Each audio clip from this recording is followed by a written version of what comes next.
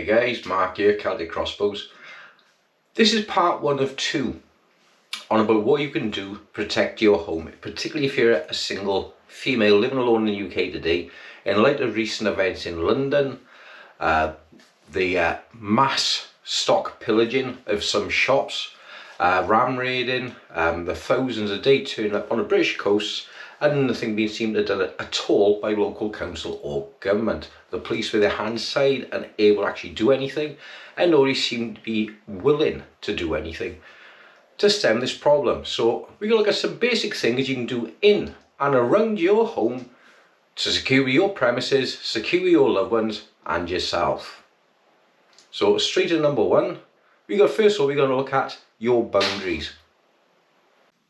Okay, now for those of you with the likes of having a large or high hedge around your home so you can't see over your head, the first thing to do, trim that hedge down to head level, or at least replace it with a picket fence. You're not looking at the rear of the property, the front of the property. The reason being is, when you're in your home at night and you're looking out your window and it's dark outside, all you will see is your reflection back in. So if you do have an intruder in your property and they're hiding behind the hedge, nobody can see them from the outside and you can't see them from the inside. So they can sit there, they can observe you and watch what you're doing for hours on end without any interruption at all. Whereas if you have a low hedge, your neighbours can peer over, oh look, what's that strange fellow doing there? And they can phone the police and de-escalate the situation even before it happened. Same again with your gate.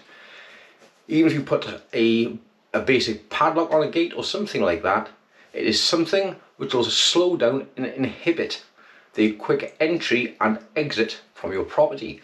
Put a bell on a gate, something like this. Put trip lines in the garden. So if somebody is trespassing at night, paint it black, they'll trip over the cans, etc. and make a noise. Glass bottles, that's another classic which you can put on your pathway, but in and around the sides of your home to protect. Same again for the rear of the property. If you've got adjoining neighbours either side of you, they all look in your garden, so what? At least if you are a neighbour looking out the window at night and they see somebody in your garden, they can then call you or call the police to have them brought around to eliminate the problem. Okay, now we've surrounded your immediate perimeter and increasing your field of view, the next thing you need to improve is your night vision. Now that can be done in several ways, by motion detecting lights, motion detecting cameras, or again simple trip hazards, things like that, where you actually know where they are as you can actually do something. If you hear a noise, you can phone the police, you can phone a neighbour, you can phone a brother, you can phone a friend to actually increase the presence in and around your home and record who's there. Some security systems today can be as little as £150. If you don't have a lot of money, you can use alternatives such as eBay to buy and use systems, which will be perfectly adequate just for switching on for motion detection capture, etc. Okay, the next obvious one, which I would have thought would have been lock your windows and doors. It's surprising how many people today in the 21st century no longer lock their front doors. They just shut it behind them and forget about it. If you've got a Yale lock, that's no problem. If you've got an old-fashioned style Chubb system, lock your doors. So many of these intrusions have been from people just having people walk in through their front room door, and I've not locked it. So basically things like that, lock your doors. I was a truck driver for a long while, and part of the area I used to cover was Liverpool. Now people from Liverpool know a lot of the houses in and around the docks actually have bars on their windows and doors. Either steel out the doors, steel in the doors, bars on the windows, interior and exterior. So depending on your neighbourhood, it's something I would recommend in the 21st century, especially in and around the area of these placements. And I'm sure you know what I'm talking about. I have to be careful with the sensors on the old YouTube and the Goof to Wentworth watching everything. So be careful in the area you're in to the extra security you need. There are places, is a company in Bristol, I'll try and find a link below, that does extra tough UPVC doors running with steel bars inside, so it looks like a PVC door, but it's actually a steel frame, not an alloy frame, a proper steel frame with tumblers inside, so if you try to cut through anything, it prevents any security breach at all, I believe for up to 30 minutes, which gives you more than enough time then to call the police, and they'll be around to defend you and your property from a break-in attempt. Again, with this then they also do the toughened safety glass, the laminated glass, which again hinders the fast access from these individuals. If they got their minds set on something, don't think a piece of UPVC plastic is going to stop them. Okay, so assuming they've come through your front garden, they managed to breach your front door, what can you do inside your home? The answer is plenty. The law has changed in recent times. Before, as I understand it, was the absolute minimum amount of force to remove them from the property. Go over to see the Black Belt Barrister to a recent video he's done. I think it's changed in the last few months, of course, again, because of the conditions changing in the UK, that you can basically use any means necessary to remove them from your property, as I understand it, not including lethal force unless you actually feel threatened for your life or the life of your children. So pop over to the Black Belt Barrister. I'll leave his link below, and go and have a look at his channel and pick up some good tips from there on what you can do with your home defence once inside. Once inside, you can arm yourself now under UK law.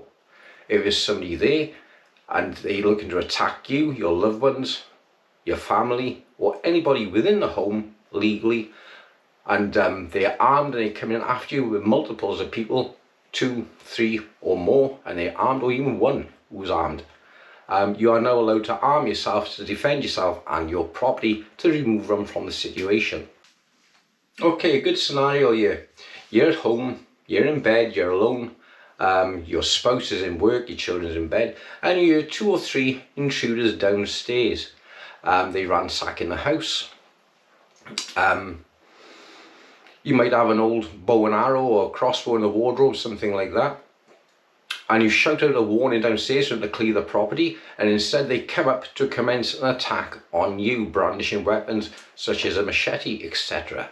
You are now within your rights under UK law to use excessive force to eliminate the problem, which means subdue or remove them from the property. If you're on your own and there's 3 big burly men coming after you, you can now use basically any means. I say basically any means, to remove them. Is still subject to what I best understand as the minimum force law, which means if they come at you, 3 burly men, and they're all armed, they might be armed with firearms, who knows these days, because all sorts of weapons are being smuggled into the country, then you're quite liable to grab your Purdy shotgun and blow their brains out. It would mean saving your family. Because if you're threatened and they're armed, you can now be armed to the same extent, okay? Okay, so what do you do once the perpetrator is subdued within your home?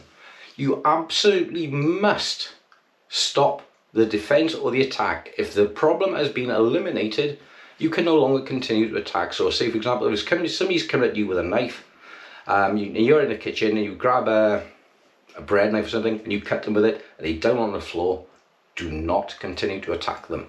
As far as the law is concerned, the problem has been subdued. They could be lying on the floor unconscious, requiring medical attention. At this point, you must phone an ambulance service and the services for them to take care of them. If you continue the attack, then this is classified as excessive force, and you would go to prison yourself for continuing the defense assault, stroke assault, because you're no longer in defense mode, you're now assaulting them. The defense has been successful, they've been stopped. Or if they run away and leave the property, you cannot run after them and fire a warning shot or anything like this. This is aggressive behaviour, and again, you would find yourself in trouble with the law for going to do so. So once they've been stopped, will be by a shot in the leg, or something like that. As long as they've been stopped and the threat is no longer imminent, then you must stop as well. You can by all means drag them outside the property, inform the police from there, or if they continue to pose a threat, then you continue to defend yourself, okay? So this hopes some of you, how you stand. Pop over to the Black Belt Barrister, have a look at his channel. It is excellent for this sort of defence work. Thanks and bye bye.